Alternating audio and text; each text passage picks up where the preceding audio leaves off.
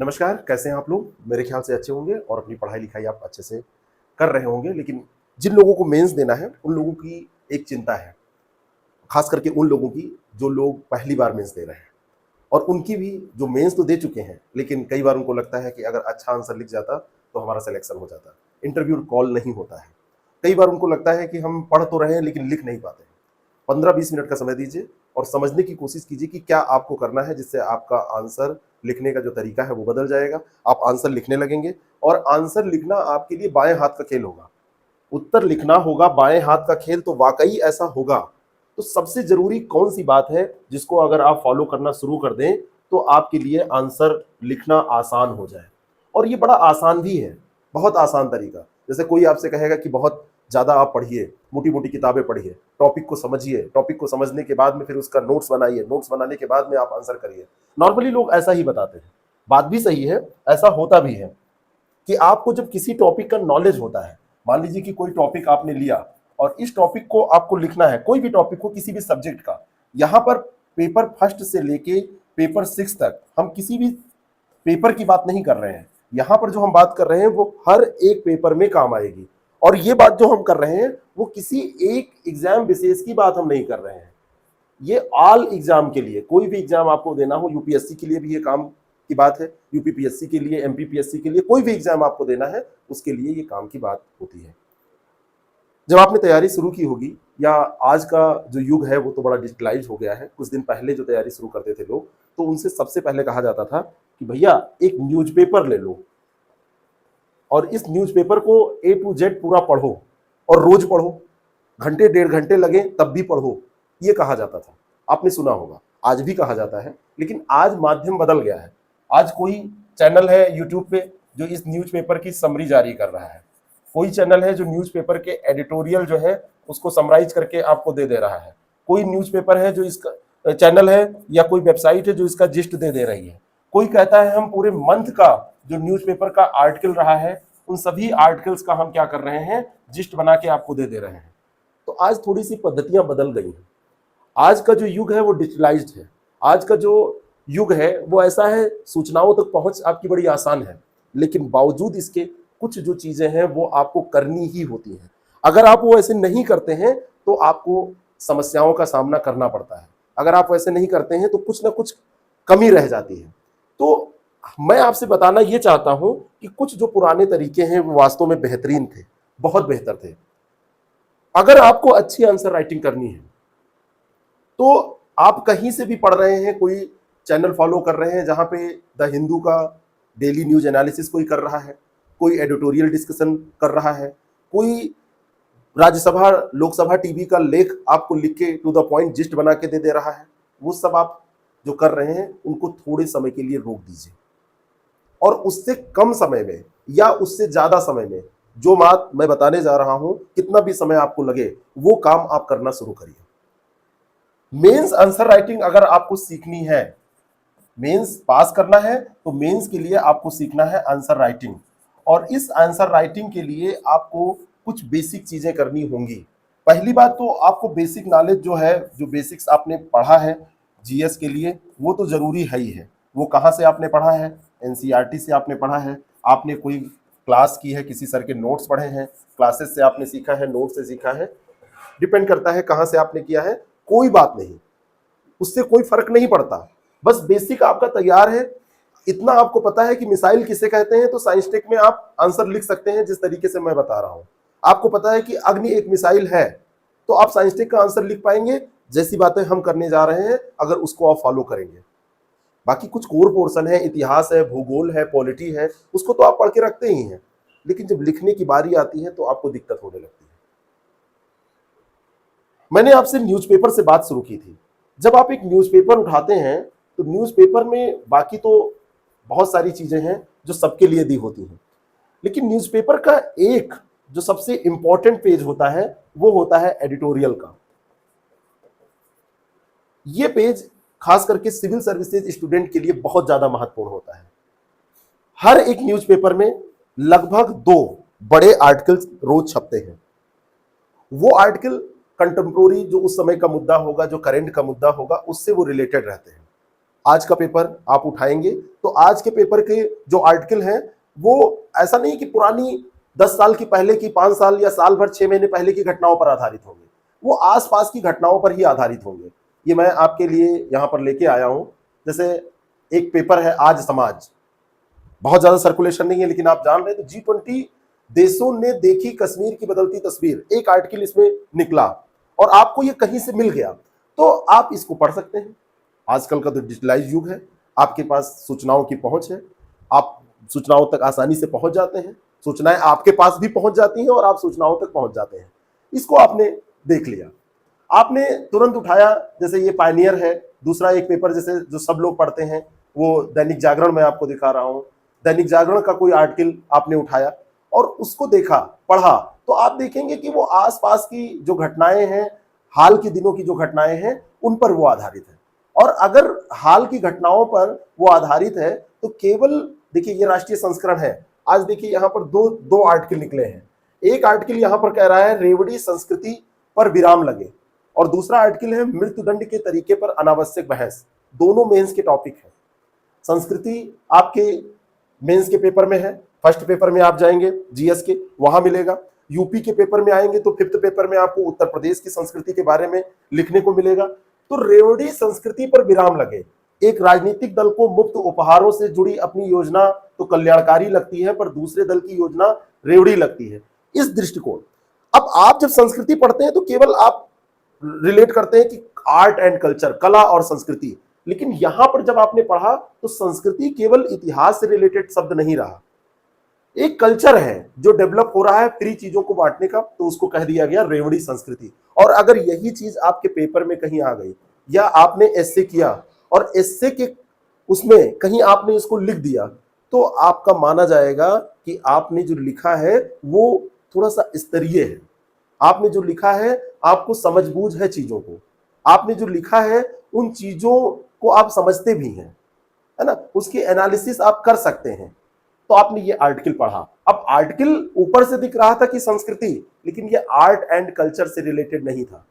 ये कंटेम्पोररी एक मुद्दा है जो सरकारें चुनाव जीतने के लिए अक्सर इसका इस्तेमाल करती हैं। वो क्या करती हैं, कोई कहता है कि हम साइकिल बांटेंगे, कोई कहता है कि हम लैपटॉप बांटेंगे, कोई कहता है कि हम स्कूटी बांटेंगे, और इस तरीके से चीजों को क्या किया जाता है, बांट के और वोट बैंक बनाया जाता है, वोट को अपनी तरफ आकर्षित किया जाता है, वोटर्स को आकर्षित किया जाता है।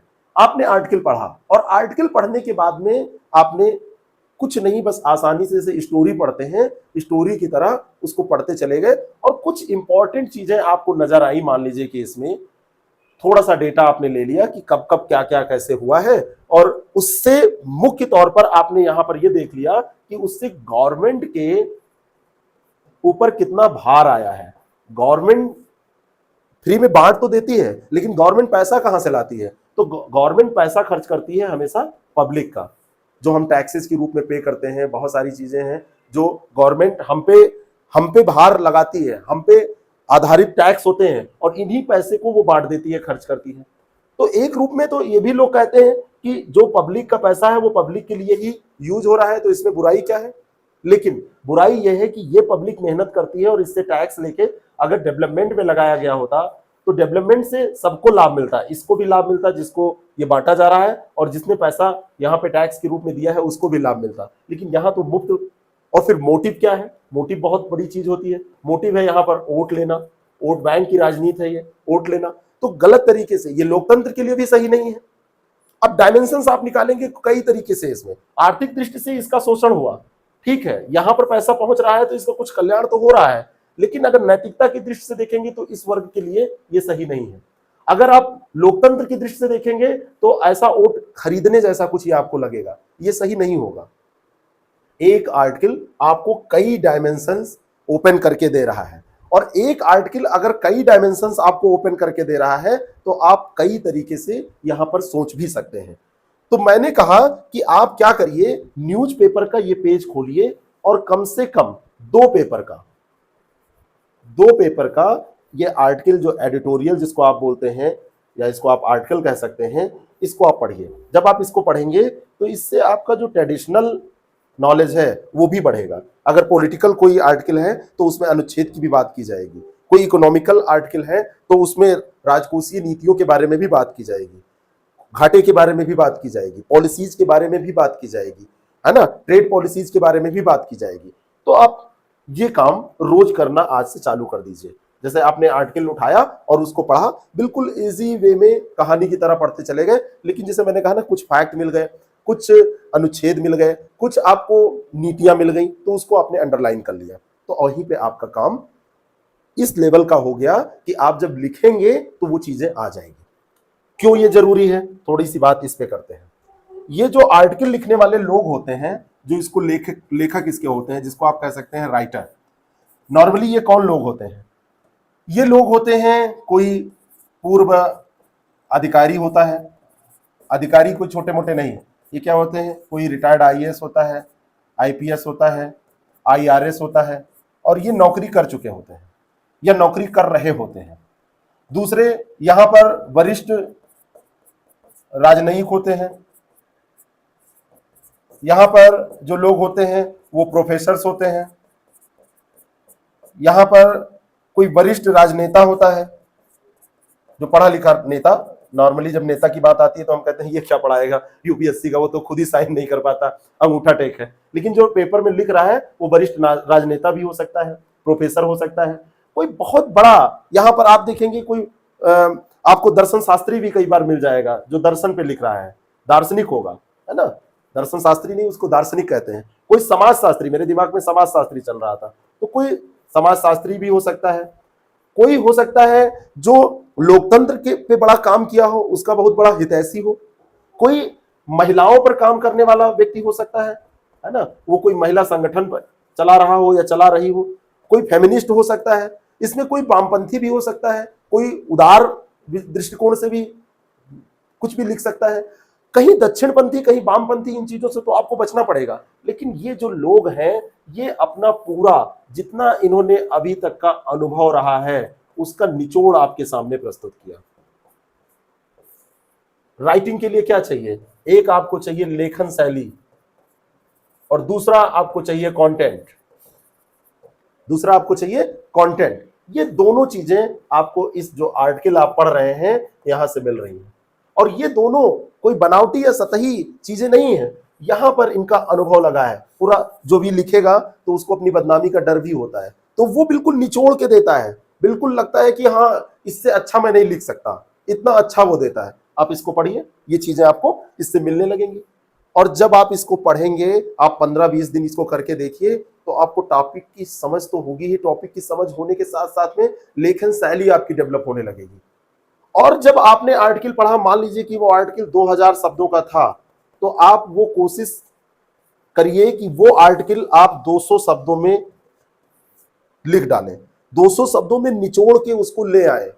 200 शब्दों में लाने क्यों कह रहा हूं? क्योंकि आपका जो आंसर लिखना है आपको, वो इतने ही शब्द का रहना है। आपको 125 शब्दों में लिखना है, 150 शब्दों में लिखना है, 200 शब्दों में लिखना है, जहां पे जो एग्जाम है वहां पे उस हिसाब से लिखना है। लेकिन 2000 शब्दों को आपको ऐसे भी नहीं लिखना है, 1000-1500 शब्द का लिखना है। तो ये आप ले आए। फिर करना क्या है? आर्टिकल कभी कभी क्या होते हैं, वो एक पक्षीय लिखे जाते हैं। मान लीजिए कि कोई आर्टिकल लिखा गया है महिला सशक्तिकरण पे, और महिला सशक्तिकरण पे ये जो आर्टिकल लिखा गया है, हो सकता है वो किसी एक पक्ष पे उसने बात की हो। आप लगे हाथ सेंटर में महिला सशक्तिकरण, सबसे पहले लिखिए कि आवश्यकता क्यों।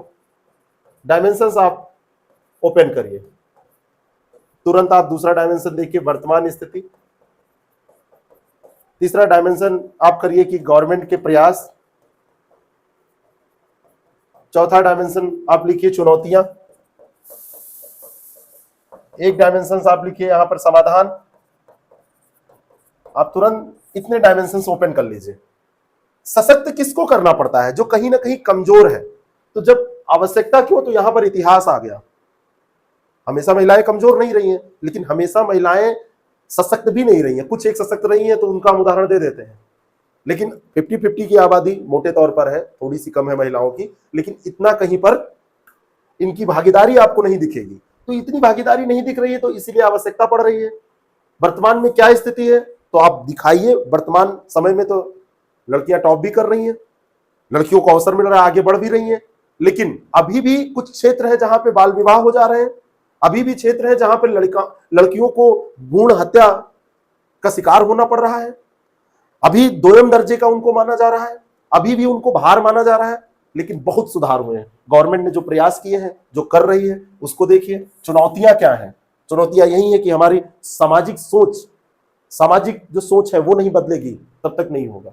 कोई भी टॉपिक उठाइए तो उस टॉपिक को 3-4 एंगल से, कोई भी टॉपिक हो, और उस टॉपिक को आप उठाइए तो सबसे पहले सामाजिक दृष्टि से क्या उसका रिलेवेंस है, आर्थिक दृष्टि से उसका क्या रिलेवेंस है, राजनीतिक दृष्टि से उसका क्या रिलेवेंस है, हर तरीके से इसको ओपन करिए। तुरंत आप आ जाइए इसमें इथिक्स भी देखिए, इथिकल रिलेवेंसी इसकी देखिए, है ना।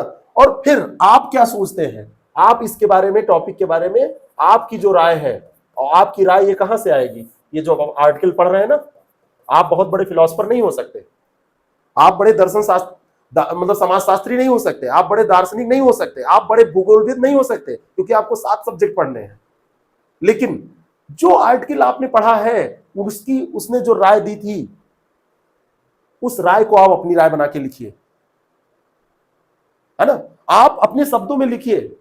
और हर एक आर्टिकल का कुछ ना कुछ पक्ष होता है, कभी वो राजनीतिक दृष्टिकोण से लिखा जाता है, कभी आर्थिक दृष्टिकोण से, कभी कभी राइटर बायस्ड भी होता है। लेकिन बायस्ड होने के बाद भी, क्योंकि वो राइटर है और उसको हर एक वर्ग पढ़ेगा, तो वो कुछ चीजें बायस्डनेस इतनी हो जाती है कि वो किस तरीके की सोच रखता है, किस तरीके से वो सोचता है, उतना बायस्ड होगा। वो वामपंथी है कि दक्षिणपंथी है, इतनी समझ आपको भी होती है। 15 दिन 2 पेपर, 2 पेपर के 2 आर्टिकल, 4 आर्टिकल आप पढ़ पाइए तो कुछ और।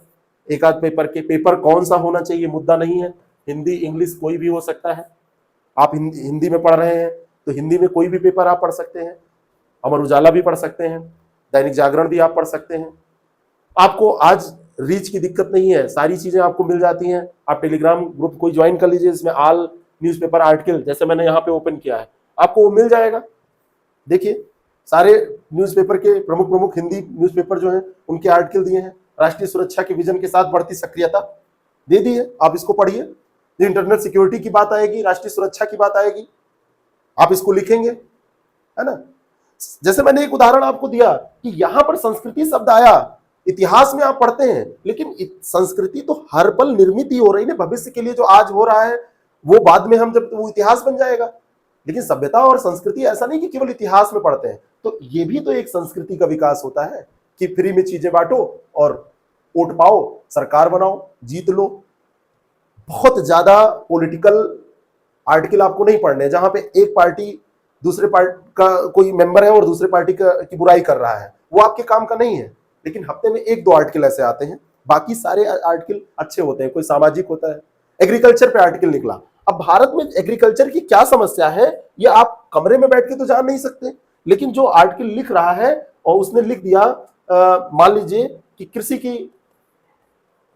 कृषि का यंत्रीकरण, इस पर कुछ बात हो रही है, या उस पर बात हो रही है कृषि की उसमें समस्याएं भी आ जाएंगी। यंत्रीकरण हो रहा है तो उससे क्या समस्याएं हो रही है, और यंत्रीकरण हो रहा है तो उससे क्या लाभ मिल रहे हैं।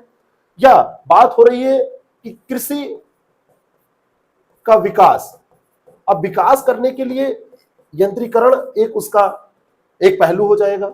विकास करने के लिए इसके साथ पशुपालन को ऐड करना एक ये भी तरीका हो जाएगा। इसमें जो चुनौतियां आएंगी, कौन कौन सी चुनौतियां हैं, ये अगर इसको हम कृषि को व्यवसाय से जोड़ते हैं पशुपालन के थ्रू, तो कहां से हम प्रोत्साहन ले सकते हैं, और इसके लिए गवर्नमेंट क्या योजनाएं चला रही है, क्या इसकी सही रणनीति हो सकती है, क्या समाधान हो सकते हैं, इस तरीके से। फिर इसका सामाजिक, आर्थिक, राजनीतिक क्या इसका प्रभाव पड़ेगा। आज हमारे देश की आज भी देखेंगे तो 2/3 जनसंख्या गांवों में बसती है। भारत गांवों से बना हुआ देश है, भारत गांव में ही बसता है, सबसे ज्यादा लोग कृषि से ही संलग्न हैं। तो उनके अगर व्यापार का आधार कृषि है तो उसका विकास करना सबसे ज्यादा लोगों के जीवन में परिवर्तन करने के लिए सबसे अच्छा हथियार होगा। तो ऐसे डायमेंशंस ओपन करिए, इसको लिखिए। दूसरी चीज, आप डिबेट जरूर देखिए। तो डिबेट देखते ही तुरंत आपके दिमाग में आता है कि एक तरफ मुल्ला जी बैठे हैं, एक तरफ पंडित जी बैठे हैं और दे धाए धाए लड़ रहे हैं, उनके ऊपर वो माइक फेंक रहे हैं। वो ये एनडीटीवी आज तक, कल तक, परसों तक, नरसों तक, ये जितना भी है, ये कोई डिबेट आपके काम का नहीं है। डीडी न्यूज का थोड़ा बहुत काम का है, बाकी आप चले जाइए संसद टीवी पे। और संसद टीवी जो पहले लोकसभा और राज्यसभा टीवी थी, तो राज्यसभा टीवी और लोकसभा टीवी इसको मिला के बना दिया गया संसद टीवी। संसद टीवी पे आप जाइए तो उसमें जो भी चल रहा होता है देश दुनिया में, उससे संबंधित बात करने के लिए अच्छे अच्छे लोगों को बुलाया जाता है, जो वहां पे लड़ते नहीं है, बात करते हैं, बातों से अपने पक्ष को रखते हैं। यहाँ पे तो हाथ मुक्का चला के लोग रखने लगते हैं, यहाँ पे तो जूते चप्पल निकाल लेते हैं, मैंने देखा है। तो वो नहीं, यहाँ पे अब मान लीजिए आपने इसको देखा, तो देखने के बाद या देखने के दौरान आपने एक नोटबुक रखी और उस नोटबुक में आपने क्या किया, महत्वपूर्ण बातें नोट कर ली। सारी डिबेट आपको नहीं देखने हैं, लेकिन संसद टीवी के लगभग डिबेट आपके काम के होंगे। ठीक है, मान लीजिए G20 समिट है, उस पर बात हो जाएगी। कभी कभी सड़कों का जो जाल बिछ रहा है, इंफ्रास्ट्रक्चर है, इस पे बात हो जाएगी। MSME पे कोई डिबेट हो रहा है, उस पर बात हो जाएगी। एग्रीकल्चर पे कोई हरित क्रांति आज भी बात होती है, बहुत सारे क्षेत्र छूते हैं, उस पर बात हो जाएगी। कभी पेस्टिसाइड पे वो लोग बात कर रहे हैं, वो आपके काम का हो जाएगा। महिला सशक्तिकरण पे कभी कभी बात होती है, वो आपके काम का हो जाएगा। इसको करना आज से चालू कर दीजिए, और फिर आज से 14 दिन बाद हमको मैसेज कीजिएगा। 14 डेज इसको करके देखिए, 2 हफ्ते, और फिर आप मैसेज कीजिएगा। आप आर्टिकल की तरह ही लिखना सीख जाएंगे, फिर उसको थोड़ी सी पॉलिशिंग करनी होगी। स्ट्रक्चर आपका आंसर का वही रहता है, छोटा सा इंट्रो, और यहीं से शुरू नहीं होता। इंट्रो ही तो समझ में नहीं आता है, फिर एक बॉडी पैराग्राफ ही सबसे ज्यादा लोगों का तैयार रहता है, और फिर एक कंक्लूजन कि कैसे हम इसको कंक्लूड करें। ये सारी चीजें आपको जब आर्टिकल पढ़ेंगे तो आर्टिकल लिखने वाला भी ऐसे लिखता है, बस अंतर ये होता है कि आर्टिकल में 2000 शब्द होते हैं और आपको इसको घसीट के लेके आना है 200 शब्दों में। बहुत सारी चीजें होती हैं जो आपको छोड़ देना है। कंक्लूड जब आप करिए लास्ट में, तो सकारात्मक अप्रोच रखिए, पॉजिटिवनेस इसमें दिखना चाहिए। ठीक है, निगेटिव टॉपिक है, क्वेश्चन निगेटिव पूछा गया है। क्वेश्चन पूछा गया है कि MSME का विकास जैसा होना चाहिए वैसा नहीं हो पा रहा है। निगेटिव है ना, शुरुआत ही निगेटिव हुई, लेकिन अंत में लिखना है कि नहीं, जो प्रयास हो रहे हैं उससे जो चीजें आजकल कोशिश जो की जा रही है उससे चीजें सुधर रही हैं, अच्छी हो रही। डायग्राम का बहुत ज्यादा उपयोग आपको करना है, लेकिन आर्टिकल पढ़ने जब शुरू करेंगे तो आर्टिकल में डायग्राम नहीं होता है। उसकी कुछ चीजें 2000 वर्ड से जब 200 वर्ड में आप लाए हैं तो कुछ चीजें आप डायग्राम में दिखा दीजिए। मैप का बहुत ज्यादा यूज होता है। मैप में जब चीजें आप दिखा देते हैं, यूपी के बारे में आप लिख रहे हैं, उत्तर प्रदेश के औद्योगिक क्षेत्रों के बारे में आप लिख रहे हैं, MSME की चुनौतियां आप लिख रहे हैं, इको टूरिज्म के बारे में बात कर रहे हैं, एक यूपी का जैसा भी आप मैप बना पाइए ऐसा थोड़ा सा बना दीजिए। कोई जरूरी नहीं है कि बिल्कुल सटीक बने, ऐसे दिखा के, और कहां कहां इको टूरिज्म का विकास हो रहा है उन जगहों को आपने दिखा दिया। आर्टिकल में नहीं दिया था, आर्टिकल को 2000 शब्दों से 200 शब्द भी आपने किया। जो चीजें आपको एक्स्ट्रा लगी उसको यहां यहां यहां यहां दिखा दिया, डायग्राम बना दिया, चैलेंजेस को चार्ट में बना के दिखा दिया, डायग्राम कर दिया। इतना करना शुरू कर दीजिए, और 14 दिन बाद आप हमको मैसेज कीजिएगा। ये हम नंबर भी दे रहे हैं, जब शुरू कीजिएगा उसके 14 दिन बाद, लेकिन ईमानदारी से करने के बाद। कहीं पे टेलीग्राम पे सर्च कर लीजिए, ऑल न्यूज़पेपर आर्टिकल आपको मिल जाएंगे, पढ़ना उसको चालू कर दीजिए। और 14 दिन बाद अगर आप में परिवर्तन ना नजर आए तो आप इस चैनल को अनसब्सक्राइब कर दीजिएगा। परिवर्तन नजर आएगा। बाकी इतिहास, भूगोल, राज्य व्यवस्था, अर्थव्यवस्था, साइंस टेक, करेंट अफेयर आपको पढ़ना है, लेकिन आंसर राइटिंग के लिए इससे अच्छा तरीका नहीं हो सकता, क्योंकि जो आप पढ़ रहे हो उसकी भी राइटिंग ही की गई है, उन्होंने भी एक आंसर ही लिखा है। मुद्दा था G20 और भारत का भविष्य, मुद्दा था एग्रीकल्चर, मुद्दा था महिला सशक्तिकरण। एक अच्छे व्यक्ति ने आंसर लिखा है जो प्रोफेसर है। मैंने कहा ना, वो IAS भी हो सकता है रिटायर्ड, वो किसी यूनिवर्सिटी का प्रोफेसर हो सकता है, वो वरिष्ठ राजनयिक हो सकता है, वो राजनेता भी पढ़ा लिखा वाला हो सकता है, वो दार्शनिक हो सकता है, समाजशास्त्री हो सकता है, अर्थशास्त्री हो सकता है ना। इसको करना शुरू करिए और फिर देखिए आप कैसे लिखते हैं। वास्तव में जो हमने यहां कहा ना कि आपके बाएं हाथ का खेल होगा, ये हो जाएगा। क्या नहीं जानते थे आप इसमें? सब आपको पता था ना। बिल्कुल आसान तरीका है, लेकिन ये सबसे ज्यादा जरूरी है, कोई आपको बताता नहीं है। इसलिए नहीं बताता है क्योंकि लोगों को लगता है कि हम जो पढ़ाएं, हम जो चीजें दें वही लोग पढ़ें और उसी से सेलेक्ट हो। ऐसा कभी होता नहीं है। वास्तव में मैं आपको बताऊं कि मेंस और प्रीलिम्स में एक अंतर होता है। मेंस और प्रीलिम्स में अंतर ये होता है कि जो प्रीलिम्स है वो तो आप फैक्ट रट के किसी तरीके से फैक्ट कलेक्शन करके पास कर सकते हैं, लेकिन जो मेंस है, मेंस वास्तव में आर्ट है। आर्ट एक दिन में डेवलप नहीं होती है। अगर आप चिड़िया की तस्वीर नहीं बनाना जानते हैं तो चिड़िया देख के तुरंत नहीं सीख जाएंगे, लेकिन आप प्रैक्टिस करेंगे तो धीरे धीरे धीरे धीरे आप अच्छी सुंदर चिड़िया बना लेंगे। ये आर्ट है, और आर्ट पे आपको समय देना होता है। पियानो, हारमोनियम, बाइबल, बांसुरी एक दिन में नहीं बजता। तबला ऐसे ठोक देने से आवाज नहीं निकलती। आप कुछ भी सीखते हैं, कुछ भी सीखते हैं, साइकिल चलाना सीखा था, बाइक चलाना सीखा था, कार चलाना सीखा था या सीख रहे होंगे, तो उसमें टाइम लगता है। पहले डर लगता है, पहले दिन आपने क्या हो रहा है, इसमें कुछ समझ में नहीं आया, दिमाग खराब हो गया, बिल्कुल बेकार लगेगा। लेकिन धीरे धीरे धीरे करते करते, क्योंकि जो आपको लिखना है वही लिखा जा रहा है, वही काम कोई कर रहा है और रोज कर रहा है। तो 4 आर्टिकल डेली, आज से कसम खा लीजिए, एक आर्टिकल में 7 से 8 मिनट, 4 आर्टिकल में 32 मिनट, यानी आधे घंटे। कुछ छोटे होंगे, कुछ बड़े होंगे। आधे घंटे निकालिए अपने व्यस्ततम जीवन से और आंसर राइटिंग यहीं से अपनी मैच्योर करिए। Thank you so much. फिर मिलते हैं ऐसी ही किसी बात के साथ। चैनल पे बने रहिए। अच्छा लगे तो इसको लाइक कर सकते हैं, बाकी बहुत अच्छा लगेगा तो लोगों तक भी पहुंचा सकते हैं। Thank you.